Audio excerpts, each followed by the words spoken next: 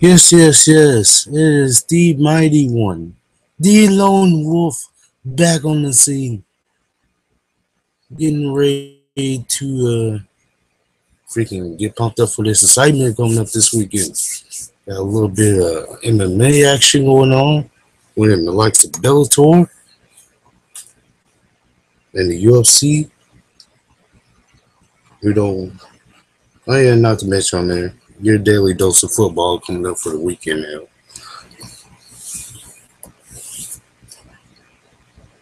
Mm. And probably a little bit of news if I find there so on the way.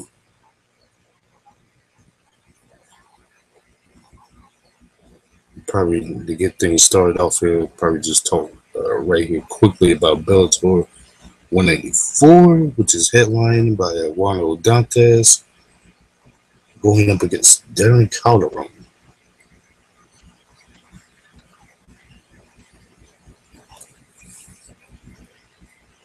Yeah. Also, a co-main event, Daniel Strauss trying to get back in the title contention or trying to get back for that number one title. Number one contendership, I should say, going up against Emmanuel Sanchez too. First, most of the things on there, let's talk about the main event, which is the Daniel Strauss and yeah, well, I say Daniel Strauss. That was not right. Actually, it was Laurent Dantes going up against Darren Calderon.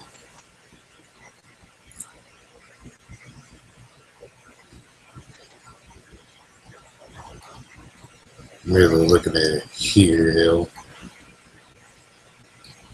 Probably gonna be a probably a cruise type of fight over here for Rondo Hill. While on the other side, it's probably gonna be a very tough fight in here for the young up and coming fighter over there, Derek Calderon, who has an impressive record so far. There is was, 10 wins, only one loss. And really is one loss over there to Joe Telemanjo. He already got revenge for it. So, but if I'm correct, so way back at that Bellator 167, he defeated Telemanjo by decision. If I was correct on the first fight, way back in Bellator 159, he suffered a guillotine choke loss over to Joe Talamaggio. Back in the first fight, they already came back with a decision. Meanwhile, here on the other side for Juan Dantes, he's trying to get back his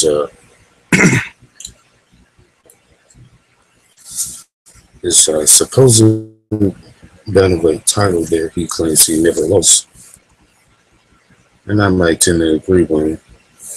He was going up against Joe Warren. It was a close decision. I kind of had it over here for Waldo Hill, but the judges gave it to Joe Warren for what reason why. Don't know that for sure, though. I mean, I guess in the sense they might have gave Joe the fight over there due to the octagon control, or in this case, which is called the cage control, since they don't fight in octagon. Circular cage. No sides whatsoever. And if I'm correct, that came all the way back at Bellator 128. But ever since then, he already revenged that loss over against Joe Warren over here has the belt.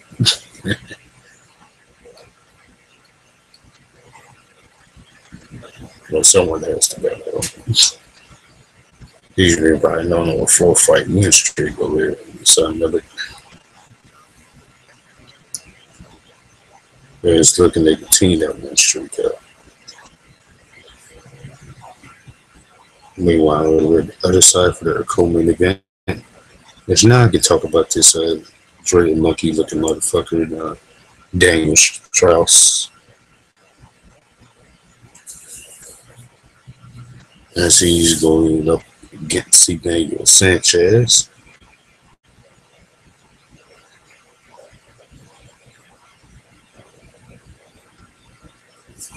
They're so slick with their effort.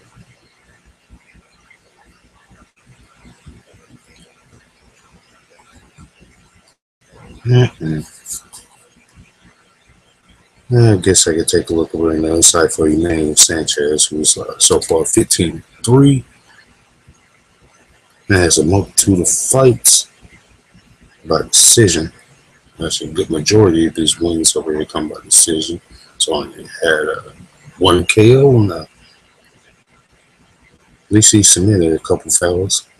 He submitted about 5 submission wins, riding the 2 fight win streak and such, which includes his last fight going up against Marcos Galbon, who last saw him at Bellator 175, Rampage versus Chemo 2.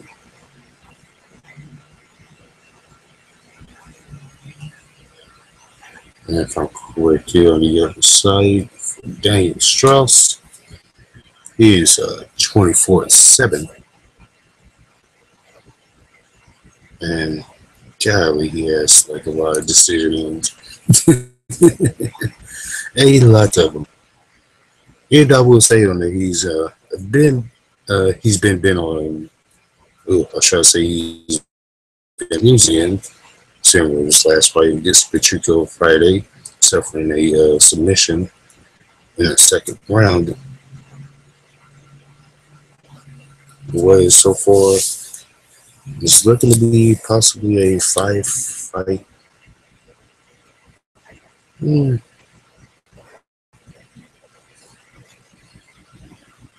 guess a 5-fight kind of battle.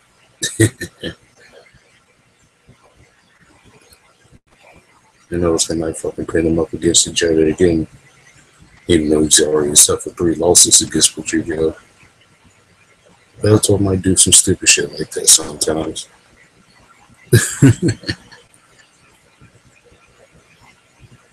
That's why I'm expecting here. I think I'm expecting the favorites over to take it. If for Daniel to take this fight over against Emmanuel, probably by decision.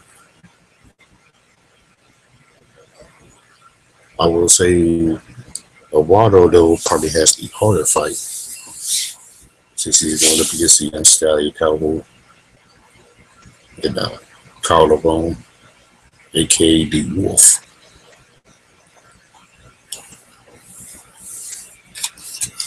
But enough about that. Let's prepare ourselves a bit for the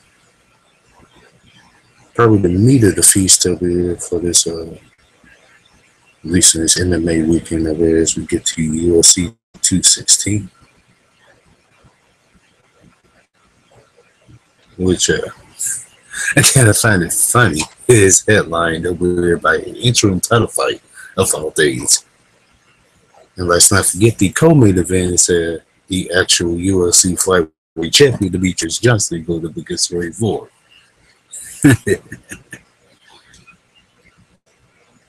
Guess as the old saying goes, you don't fuck with the money, right? Or maybe another saying goes in that big bank tank little bait. If you want to play that game, Demetrius, maybe you should have listened to Dane. Maybe you should have took that fight against TJ. Who knows? Maybe you might be getting yourself maybe a bit of a healthier payday. Maybe possible pay-per-view points over here too. You know, kind of get a few of those pay-per-view points, which can help you get paid even more. Especially depending on the type of numbers that you're gonna do. I know for certainly without a doubt you probably be over here main event instead of playing co-main event to 2 dudes who are going to be fighting for not even a remnants of a real title. I mean, the only time that these two dudes in the main event gonna be fighting for is the undoubted, undisputed number one contender to the actual UFC lightweight champion, who is kind of still suffering over there from the recent L he took over here trying to get into the boxing world.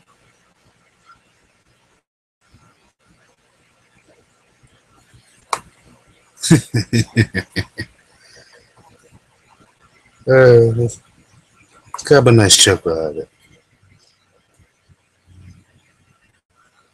Aside from that, though, somewhat of a thinnish card. Probably the other fight that's probably worth mentioning on is probably the Black Beast Dylan Lewis, who's going up against Fabricio Verdun. Yeah, yeah, big budget. Yeah, practically a bunch of these other fights are just kind of established matches over here. They're trying to sniff the contenders realm.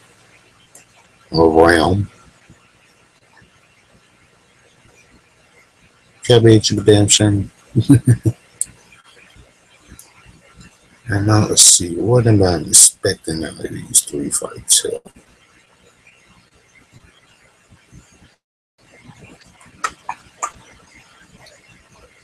Let me dissect the three. Probably starting with the least of the few over here in Fabricio versus Derek Lewis.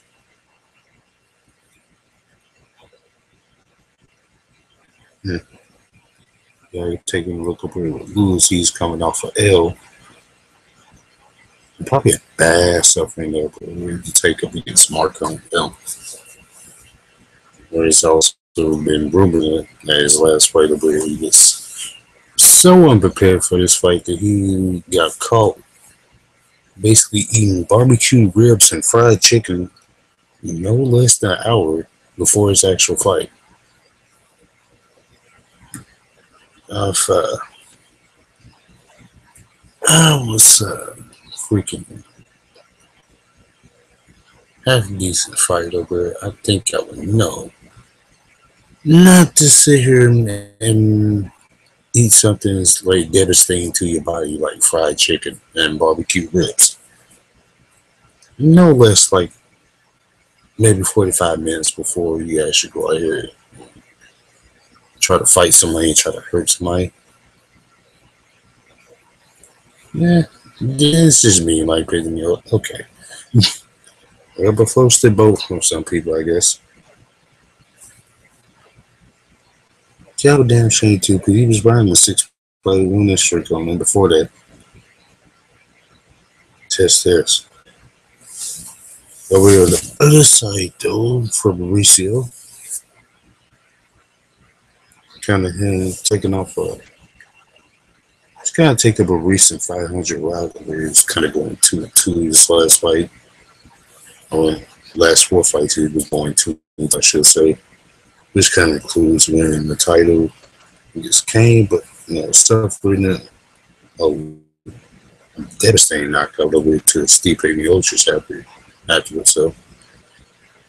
So it came back over here against Travis Brown. Had a decision where he basically whooped his ass all across the ring. But suffered a decision loss in his last fight to Alistair Overeem. But in a sense, a majority decision. And what I call maybe one of the weirder fights that I might have seen in my lifetime. But there was just not much action. But then there'd be a little bit of action going on. It was kind of one of those off and on sort of fights like that. And then especially the whole weirdness over there with the third round. And I think for credit, I think for each of them, I got a point taken off from him.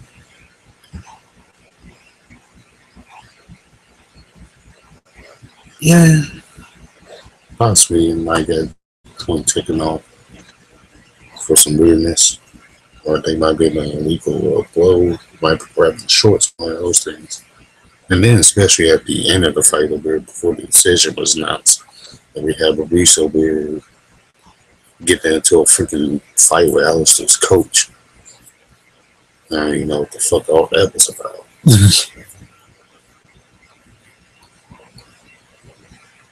Uh-uh. Looking at skill wise, set wise, Russo may be the older fighter, but I think he's the more skilled fighter. He should be able to take this.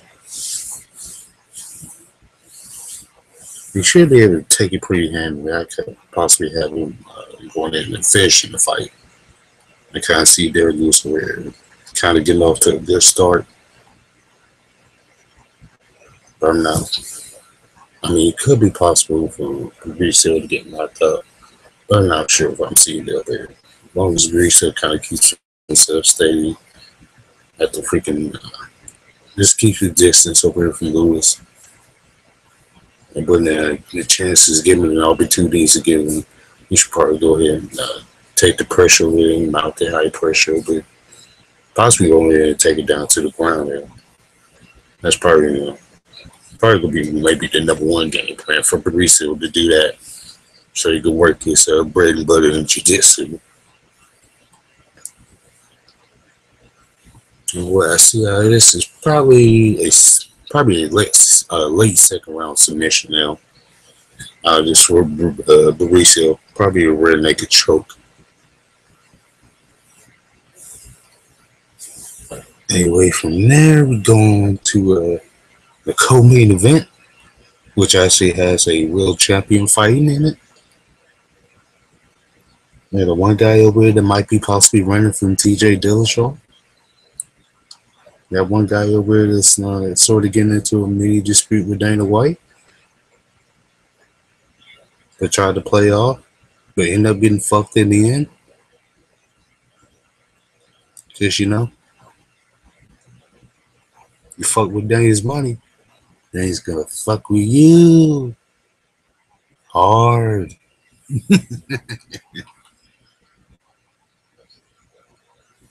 Poor Ray boy. Damn shame he's getting set up to be with him. So to get his ass whooped, just get his ass victimized and beaten down. This little freaking mouse of a figure over here, DJ. Damn shame we're with Playboy too. He's about to have a son. And the first thing his freaking baby son is going to see is probably two swollen eyes off the tip end over there of his father.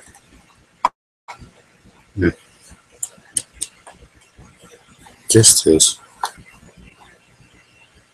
Now on to the meat of this whole card. We got the actual main event, where it's two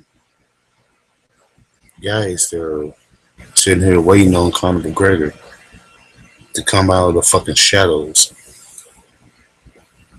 While his bitch ass is over here trying to do a fucking documentary. Like his fucking life is already made. Oh, what the hell? It's the story of the freaking fellow who gave him a security. He came out here for the culture, did it for all his potato farmer buddies, and took it all the way to the top. Became the champion. And then he ran the fuck off over here to do more fucking boxing bitches. Now he's diving in the movies, but has to defend the goddamn lightweight title in practically over a year. Not to mention hell, he did the fucking same thing with the featherweight title, but got stripped of the featherweight title. But somehow we haven't stripped him of the lightweight title yet. Ain't that some weird shit, right? Tis. And we got so many people over there winning.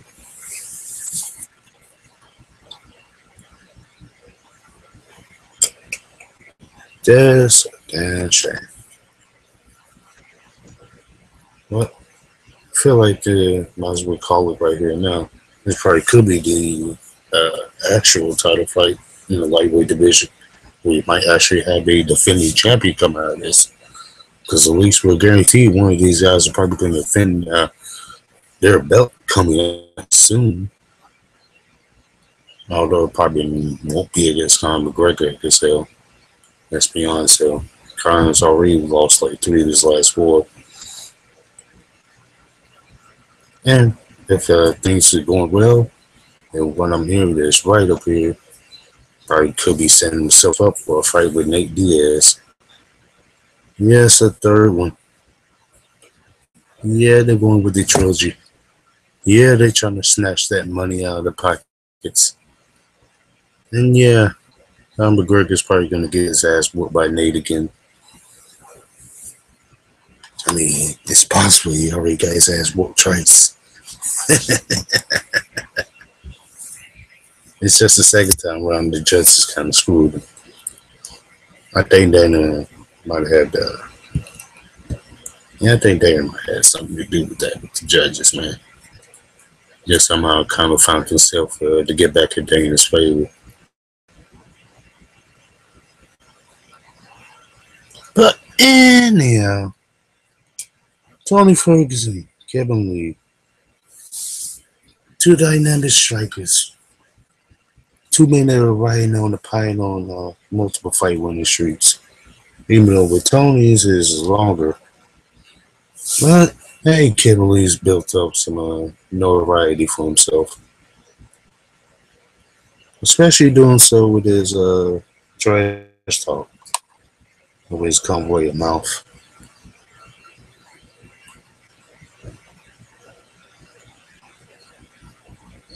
What I see out of this, I feel like Tony's might. I feel like Tony's probably gonna take it. It's probably gonna be Tony Montana's fight. Or should I say Tony Ferguson's fight? Do definitely see it away. Probably going to 5 rounds, going all five.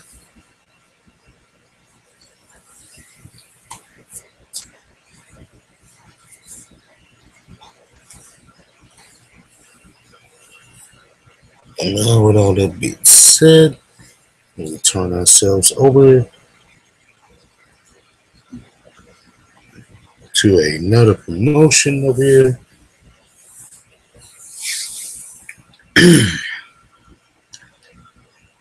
King of the Cage. That's what we're talking about here. Just kind of giving somewhat a slight update for those who haven't saw it already. Where we already had a couple of their fights spoiled up. There's just some recent events over here that we're going to talk about here. First fight comes from the Diablo show. It was in the UT Mount Conceal in Tokugawa, Colorado.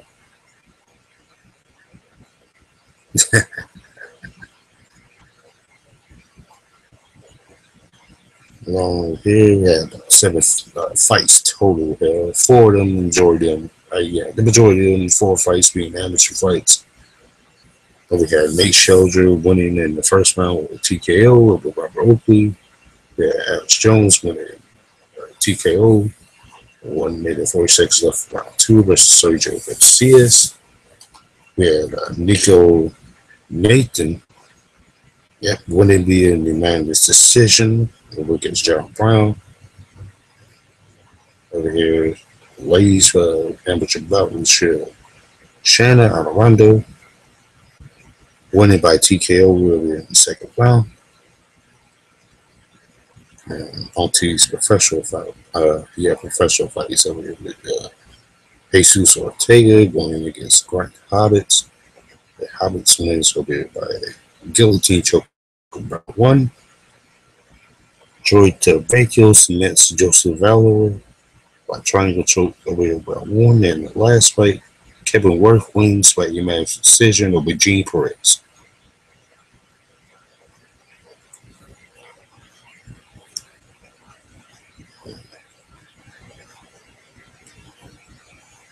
The second event over here was the Future 11 the Legends event.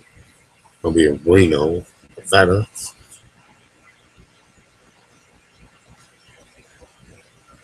So you think I missed here if I quit 7 fights total. Well, no. I'm wrong. 11 fights total. And kind of hence the name will be a feature legend. So you would think all these fights over here are amateur fights. You got Michael Kanos winning by triangle choke. Pat Brown wins by TKO in his first fight. You got Melville Urbana winning by TKO over here in round three. What a nice hook there.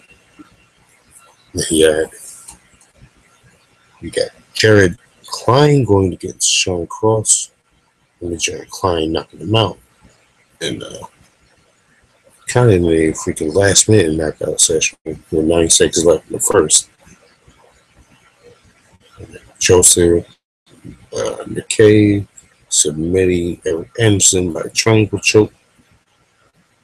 Rocky Bannon submits Andreas Vasquez.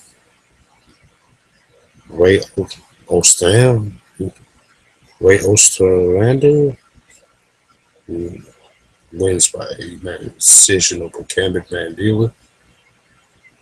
Curtis Fields wins by submission over Alex Mozet. Kajir Salibuka. Or Salibeka, how you can pronounce it. It's not really hard there, but he wins by submission by rear naked choke over Harry Mosley. Yeah, Matt McCray winning by TKO over Emmanuel Gregor. And Chris Jennings in the final fight, the main event, winning by TKO in the fifth round. With 1 minute 8 seconds left versus JJ Torres.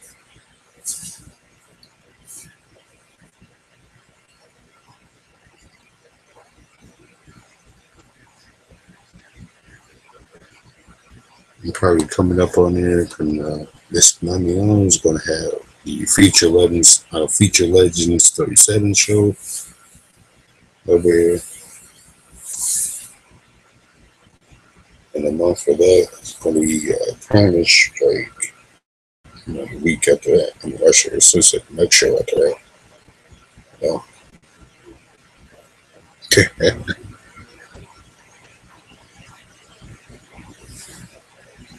You can catch those rerun shows over on Mad TV. Check your local listings to find them.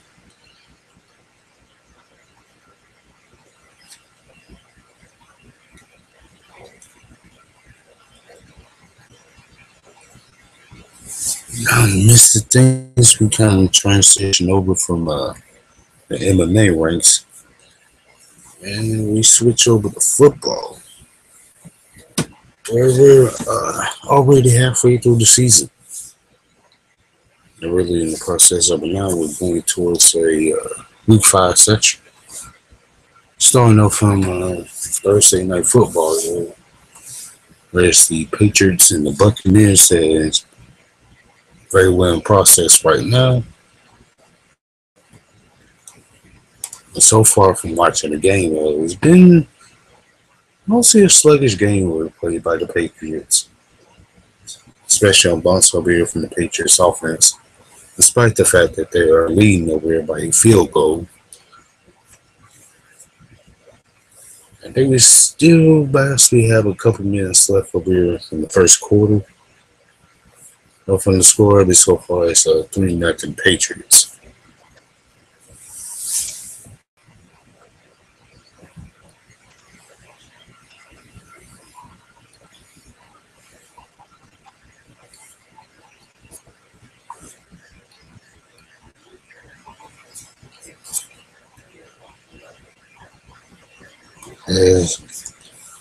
Oh boy, kind of hate over here. Kind of hate the fact that schedule is kind of taking long to pull up. I hate when that crap happens.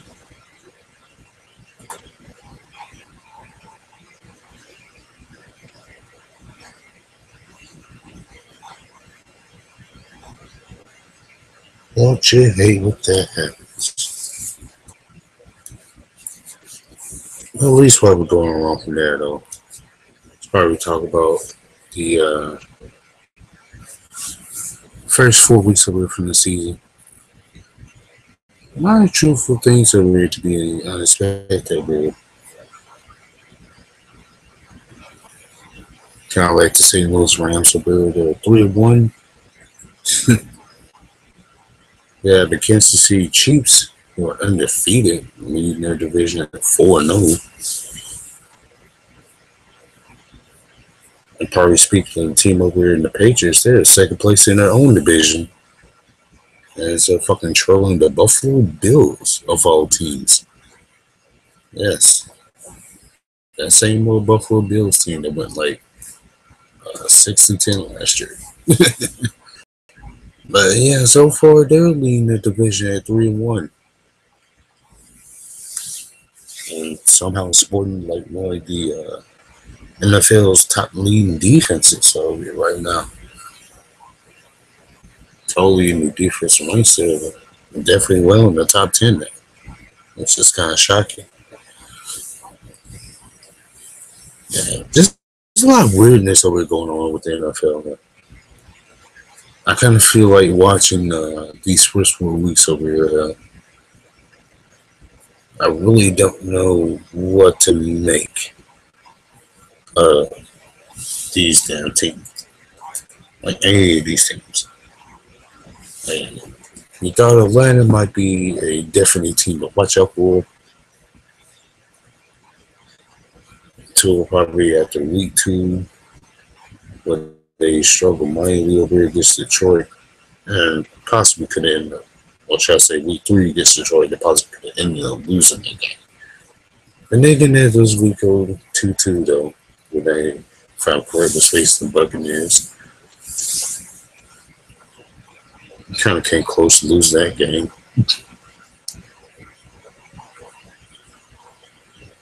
You know, for one thing over there for the Falcons, it's going to suck not having your 2 top receivers over in Muhammad Sanu and Julio Jones both from suffering injuries. With Julio seems to be a ACL injury, which if I'm correct, he's probably going to be gone for a long time, possibly the entire season. But Muhammad Sanu, so far with him, he has a strained hamstring. Yes, a sprained hamstring, which is also the same as strained. Hmm. So I'm looking at it, it's going to be really tough to even. It's going to be really tough to determine out what the hell is really going to go.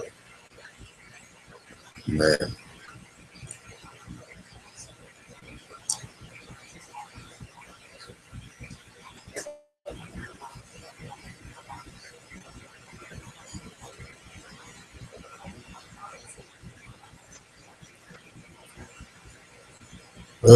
You know, I guess I could take a look over for this week into these games for the week 5. Yeah. Starting off here, got some of the early afternoon games coming in. Speaking charting of the Bills and the Bengals to start off.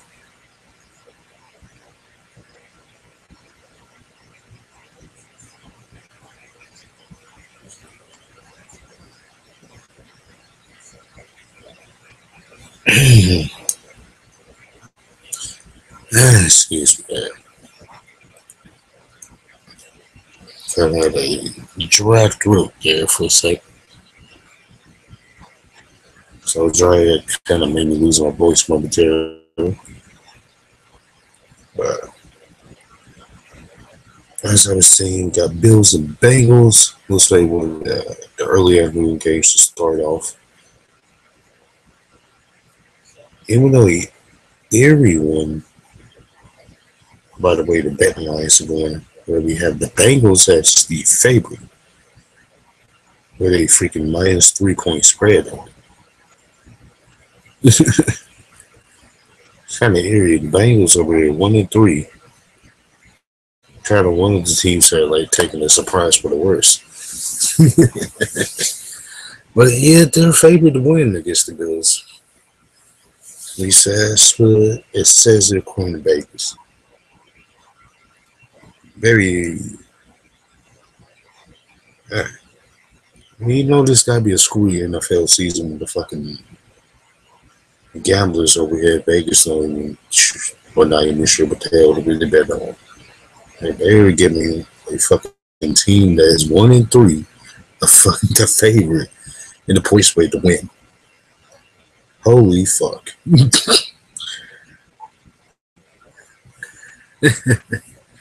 Hey, that's one of those rarities there. That's one of those rarities where it's like, wow. I mean, that's a surprising team over here in the Buffalo Bills. They're 3-1 so far. Going up against the Cincinnati Bengals. Yeah, turned out to be a surprise for the worst so far, going at 1-3. But yeah, they're favored by 3 points to win. But okay. Look, everything about okay.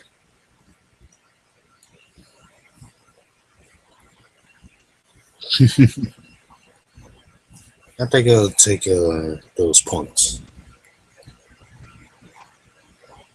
especially if you want to go in there bend the other dog for Buffalo, which I kind of have that team win.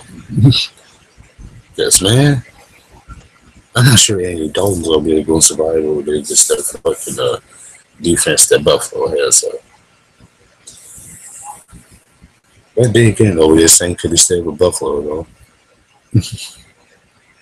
With the way their offense has been looking anemic. And kind of on the other side of Cincinnati with their defense is didn't play stellar. I mean, still up to his bar. It's about the only thing is about playing well with the other side for the Bengals. But enough about that. Next game here is the Jets versus the Browns. Where we have the 2-2 New York Jets going against the winless Cleveland Browns. And kind of a nice, very nice bet lines here.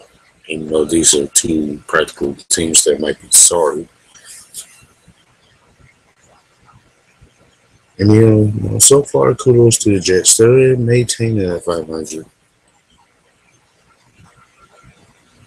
But so far, they're the favorites, so we're at least on the money line. Or by point spread. Well, somewhat of a favorite. It's just, actually look at the spread over here. The spread is from the dead even 110, 110 all. Again, Vegas is not sure what the fuck to really make out of these NFL teams. As for being reflected here by the betting lines. So it's kind of one of those things where you go on bet it either way.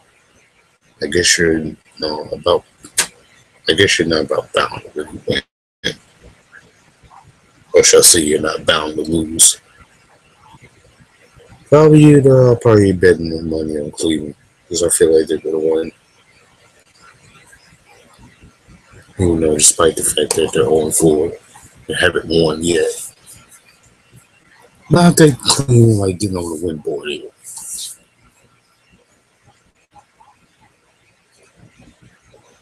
So far that next in the early afternoon games, you got the Panthers going against the Lions.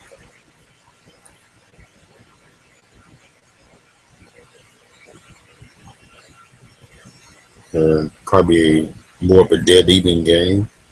One not completely dead even as the last one, but hey, these are about favorable bets on here. They got the Lions over here, favored to win over here by Vegas, right? The 135 betting odds. At least on my side. On Carolina's a plus 115. The spread over here is 2.5 points, which is definitely a good spread to take on it.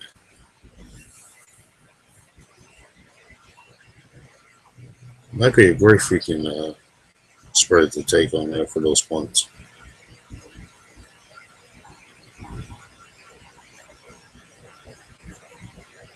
Probably don't usually tell you this, but you probably might be wise and debate your money on the favorite on Detroit to win.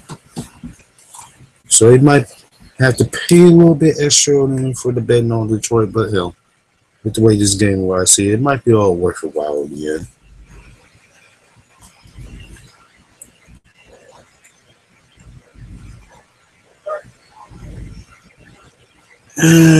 Right.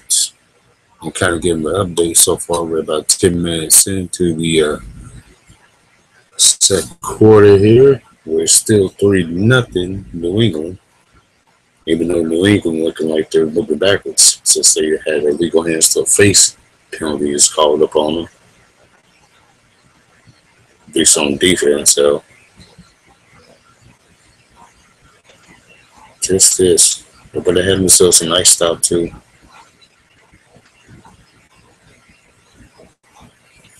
I bet that penalty over here, the Buccaneers get first 10. Right on New England territory. And just with this running play I had seen from Doug Bourne, they're marching right there through the red zone. Might be back over here with that game in a sec. But going on. Next game's the 49ers and the Colts. Another one of these fucking humpback bad games to freaking go through and watch. If you really want to bet on this, I guess you can go ahead.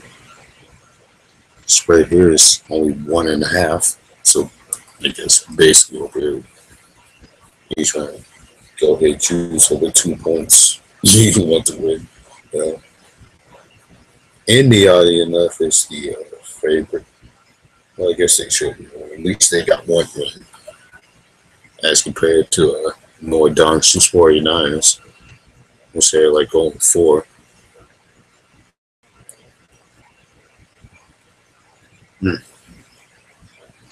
Speaking of over, looks like we have Del Martin punching in for a touchdown. And with that, Tampa Bay taking the lead over there on New England. And soon with the extra point, it should be 7-3, unless the extra point gets botched.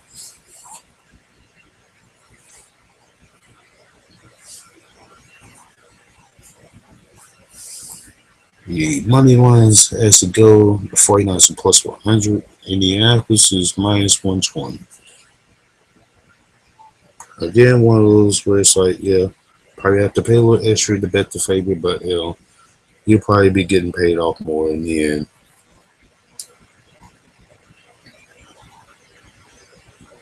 Over here, probably one of the last 2 games on in the early afternoon schedule. We got the Tennessee Titans taking on the Miami Dolphins. So far, Tennessee's riding the pine at 500. As compared to Miami, who unfortunately had a week 1 bye week, as due with the hurricane situation.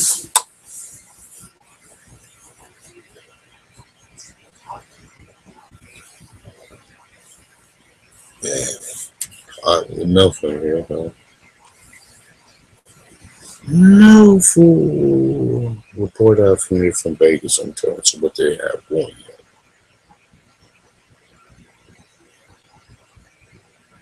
Or suggest will probably be. It probably would be a maybe a 2.5 point favorite. No, probably just a 2 points in favor for Tennessee for now. Looking at the money line of it's probably to be Tennessee plus 150 here. Miami's probably minus 170. Well, actually at minus 160, so which ain't that bad. Yeah. So at least I was able to babysit so we can give Miami a bit of a chance. They had a possibility that Miami possibly could pull it together and get an upset win over Tennessee. I doubt it, in my opinion.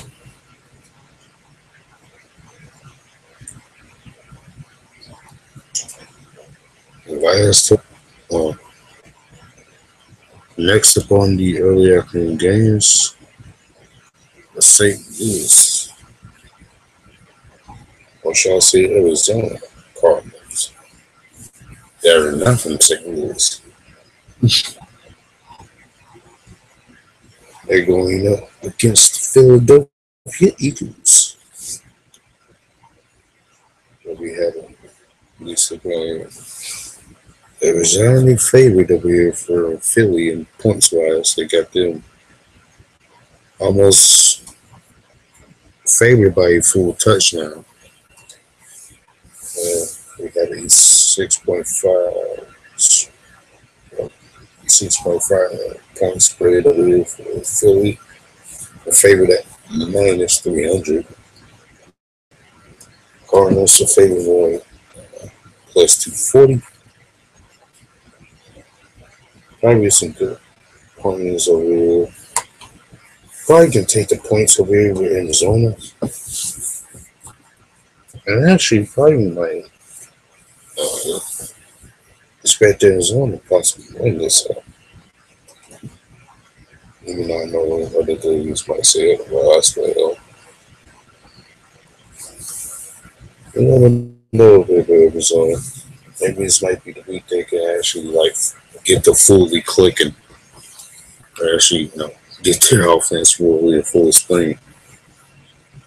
I mean, I don't think things can get as bad as what they did last week for them, despite the fact that they won. Yeah, if you do have to say they're about the worst offensive display I've seen out of the team that ended up winning. But they almost did everything they could to end up losing that game.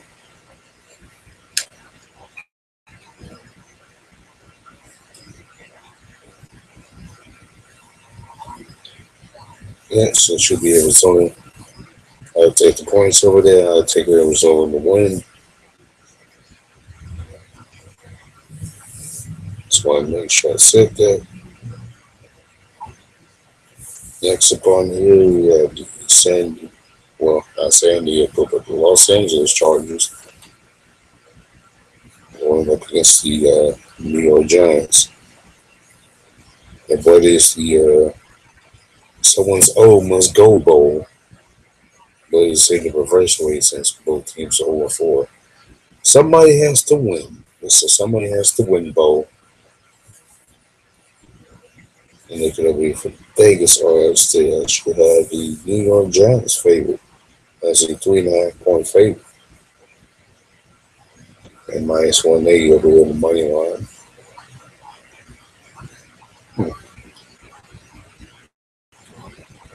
I actually can't wait those odds over there for the Chargers. So they're at plus 150. I say take those points over there. I should go ahead, but the Chargers win. So I'm not sure if Eli and that offense has completely gotten themselves in shape, or if they're ever going to get themselves in shape for this season. And the whole thing ain't just Odell Beckham coming back from injury. It's like they don't really have nearly anything open for weapons other than Odell Beckham. Which in the turf and that makes it a little bit easier for defenses to prepare for this team.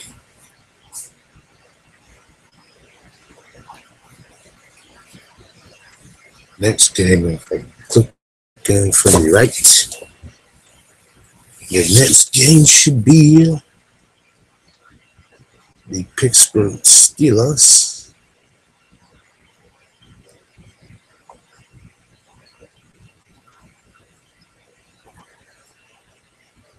What? I guess I'm having a momentary. Have one of those moments where it's kind of having a fuck up situation.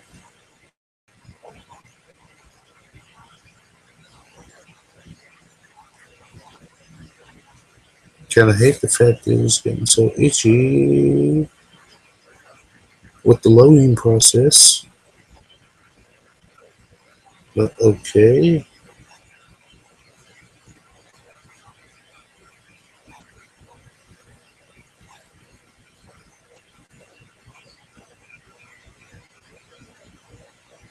Yeah, but as I was trying to get at, the Pittsburgh Steelers, they're taking on the Jacksonville Jaguars.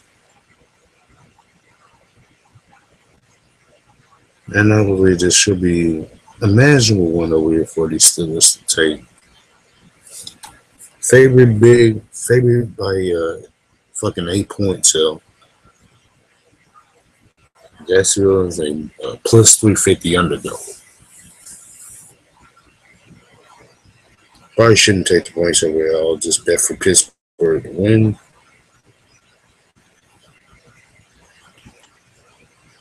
If you want to do take the points, you probably take possibly an over for the points. So.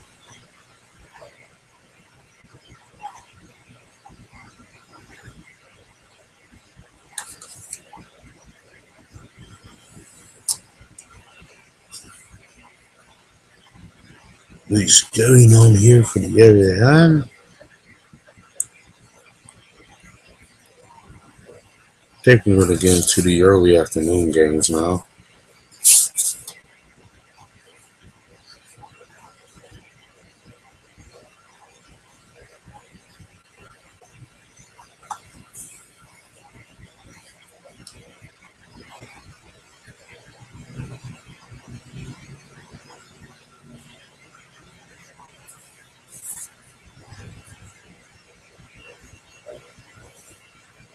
Oh, what the hell?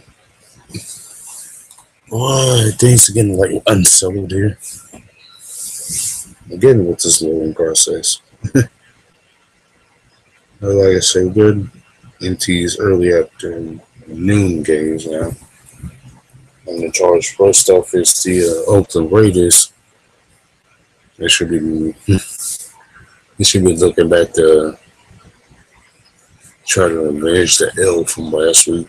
Try to put behind them and get up a win over here against the Ravens.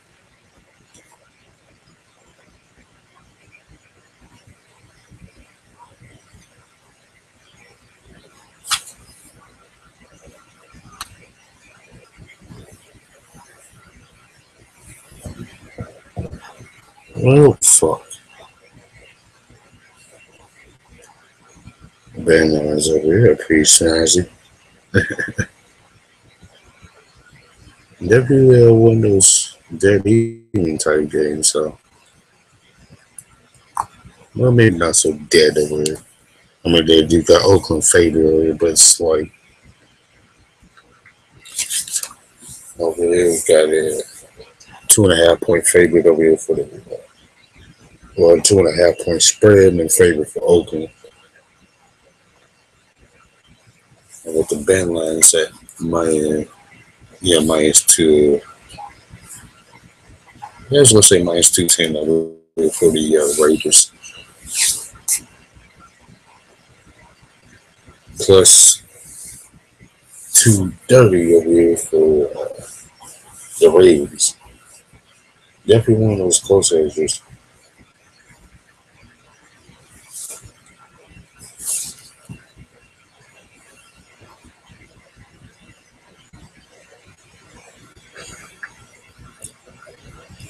Next game from there, this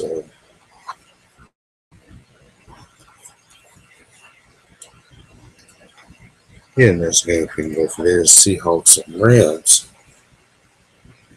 Seattle was so much struggling over here, riding the 500 pound.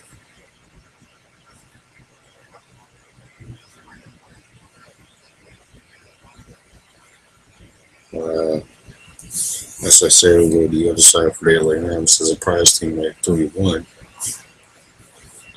Right now, they are at a 1 point favorite to get in Seattle.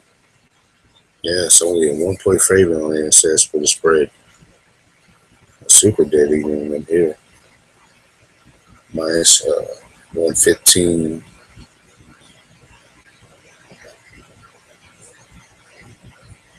Seattle's at minus 105. So it's you know,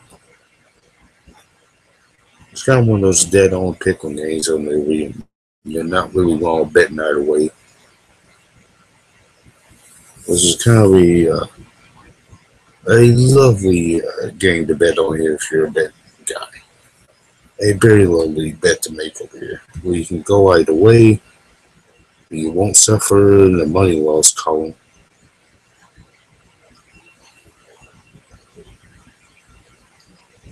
I would say probably took your money over here with Seattle. And probably more in the favor Lakes to win.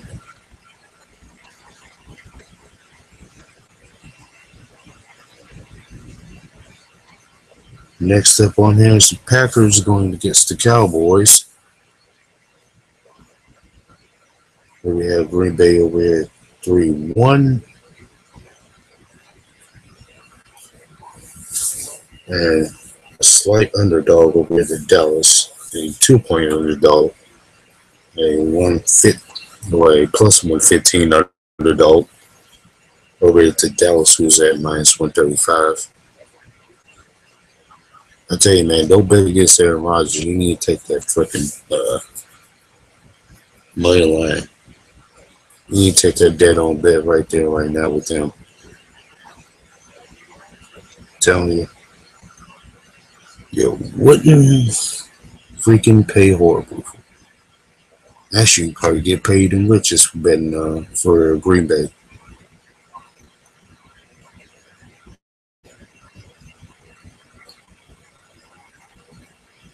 Over here, the late Sunday night game, where we have the undefeated Chiefs taking on the Houston Texans.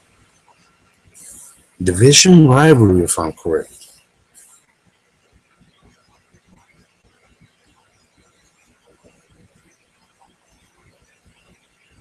We saw him here now. Bet lines are almost dead even now. Got Kansas City, the favorite by 1 point. The favorite over here, the money line with a minus one showing favorite. Over the Houston Texans, who are at plus 100. And kind of like I said with the other game, with the Seattle and St. Louis game, but a very favorable betting game on there for both sides. You can't really go wrong betting on both sides, taking it with the points.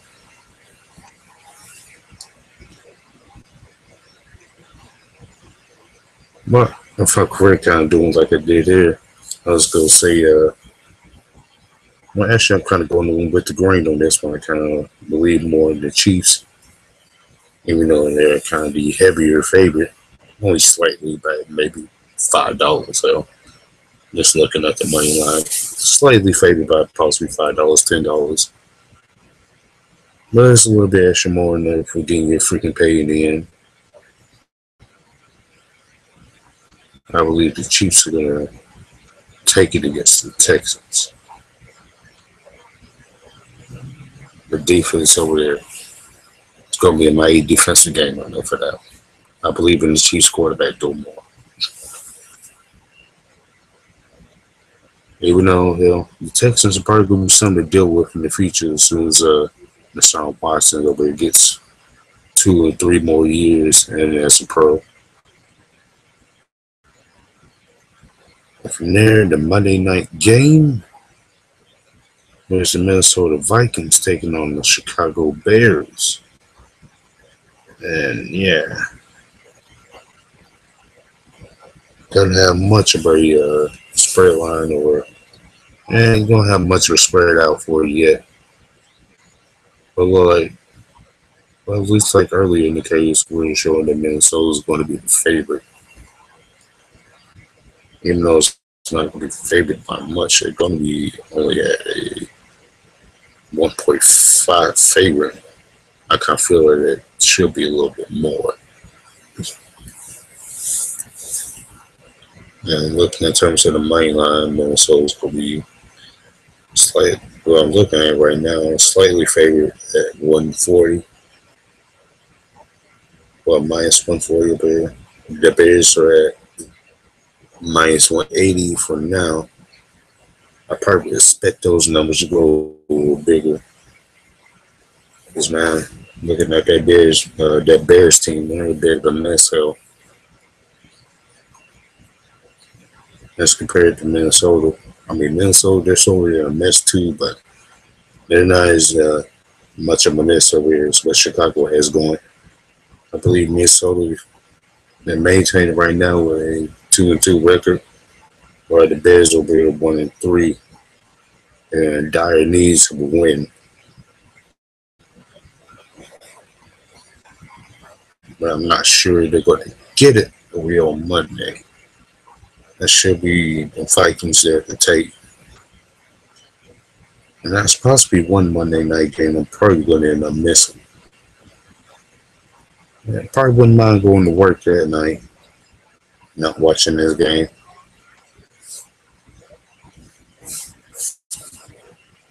So far for that, that'll be the end of the schedule. Probably the end of my record here. As I was saying, going in talking about what's going on with the MMA world, which is not much of shit, except for Bellator 184, got UFC 216. That's about it. It's popping in for the weekend. Other than the daily archives of football, kind of going back over the cohorts MMA right quick. Just kind of getting through with some bullet point, very, very short bullet point newsworthy pops over here for a sec.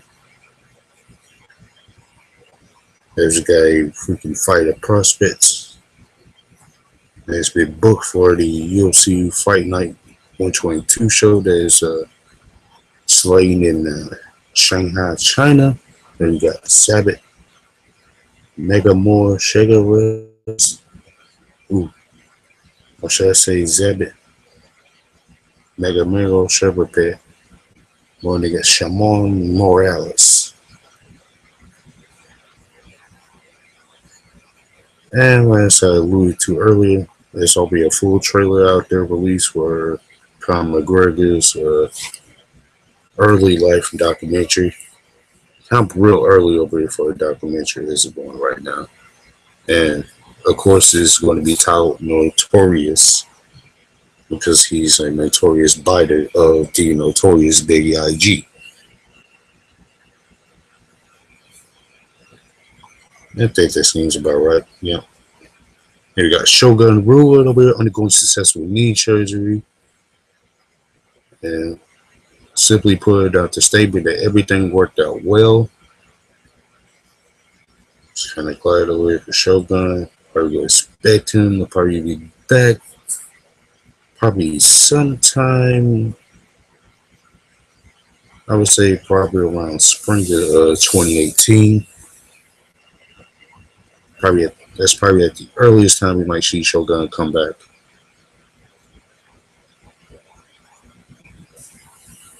That's right, we got Bisbee over here. Just talking shit, I guess. But who cares what the fuck he's talking about? We got a got a couple fighters that are actually coming out of retirement hell. At least up here, but one fighter in Anthony Johnson, who really just came on from UFC tonight. They recently announced that he's coming back into the fight game, and he's coming back in the heavyweight division. And that's for another fight over here. It's also announced that he's coming back into the fight game and coming out of retirement. He's actually scheduled over here for a fight. We have Carlos Condit coming back to take on Neil Magny at UFC 219.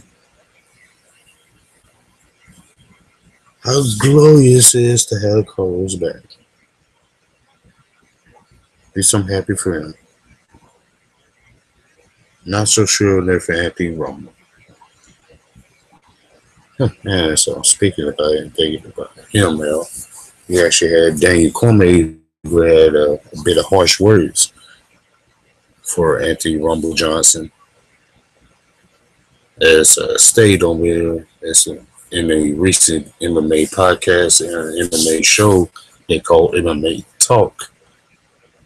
He states about kind of a recent findings over there from the event that was UFC 214. He basically goes on and tells the story about how he was getting ready for his fight with John Jones at the time, and he doing, or I should say, like doing the Crohn's a fight week. He runs to the Rumble Johnson one day. I think it was I think it might be that Thursday, on the day before the weigh-in. Yeah, he runs into Rumble Johnson. He basically goes in and says, "What's up?" He kind of chats with Johnson. It's kind of chats with him like a quick 30 seconds. Kind of one of those cool conversations, like, "Hey, how you doing? I am doing good. How's the family out there? All good. And I see you out there getting ready for your fight, y'all. Wish you good luck for your fight." You know, that sort of deal. And, and from what he states on the afterwards, he sees Rumble go after, or he actually goes up and walk towards John Jones. He states himself, he sees Rumble walk towards Jones, gives him a hug, starts to really chat it up and get really buddy with him. And while in the midst of Daniel Cormier seeing all that, he gets really mad.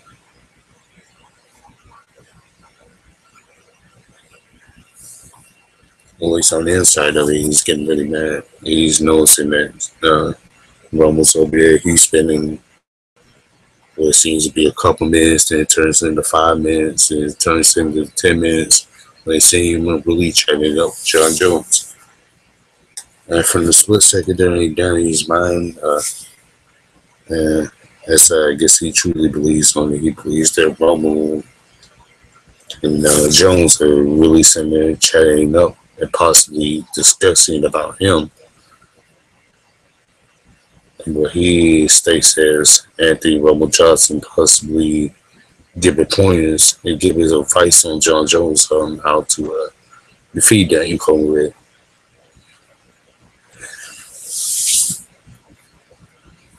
And after from when he sees that from there, that causes him to get all mad and get all sporty on the inside to the point where he's just like, "You know what? Bleep Rumble Johnson. I ain't talking to that motherfucker. We ain't cool no more."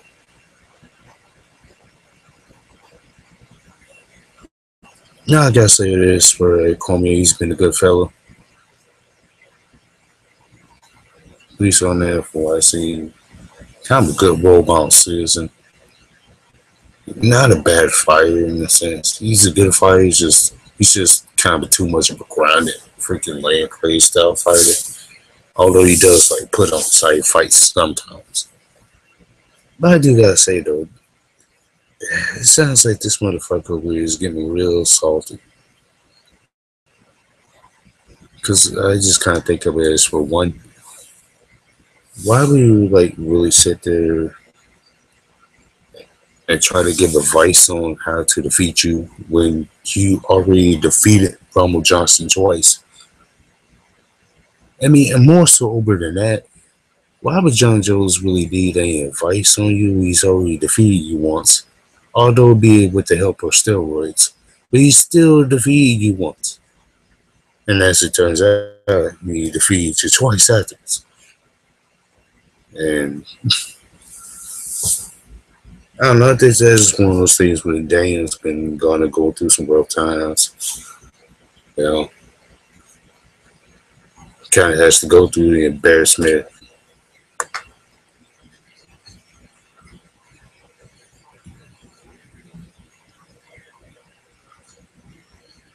Hold on. I might have to be right back. Something's not fishing and right.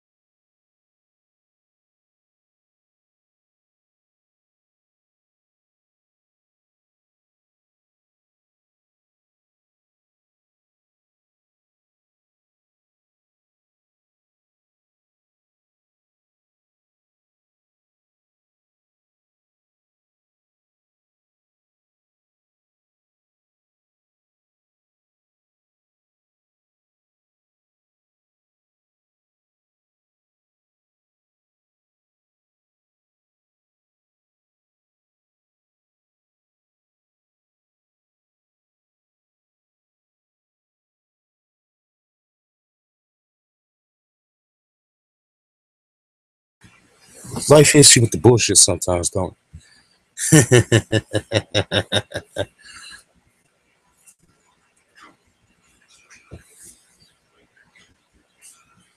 Huh. I'm surprised you're still watching it if I'm putting you to sleep like that. But then again, hell, it wouldn't be the first time that you've been put to sleep. And believe me, I would be the first time or the first person that actually put you to sleep. You're saying that your fat ass actually goes over and sleeps about what, 5 times a day? Maybe 10, motherfucker? But okay. Anyhow, going on.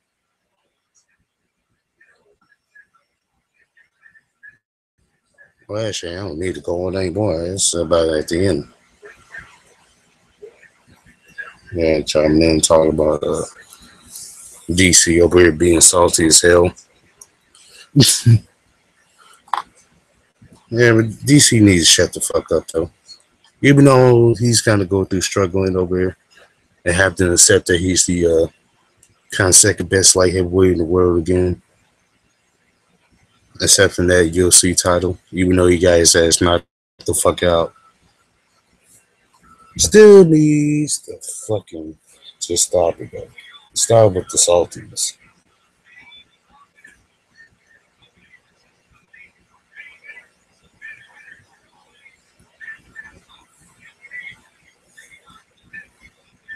Yeah, I know. Poor DCD for the fucker.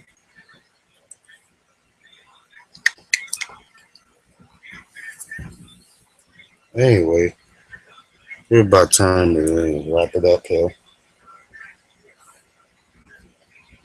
That's about all about the news that's going on now. Probably not much of anything else, except for maybe a recap from like Test 6. Or should I say Tough Cast 26. I'm pretty sure nobody fucking watching that bull crap.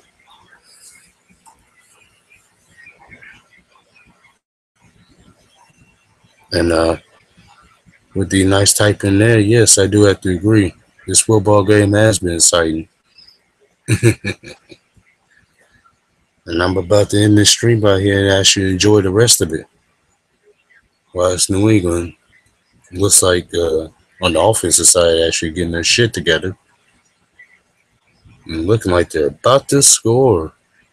They only got about 6 yards to go to the end zone. Oh, shit. Brady trying to run. Holy fuck. Yeah. Looks like a field goal is coming. Yeah, possibly a field goal. I want to see if they actually guts enough to actually go for it. Even though they're up by 3.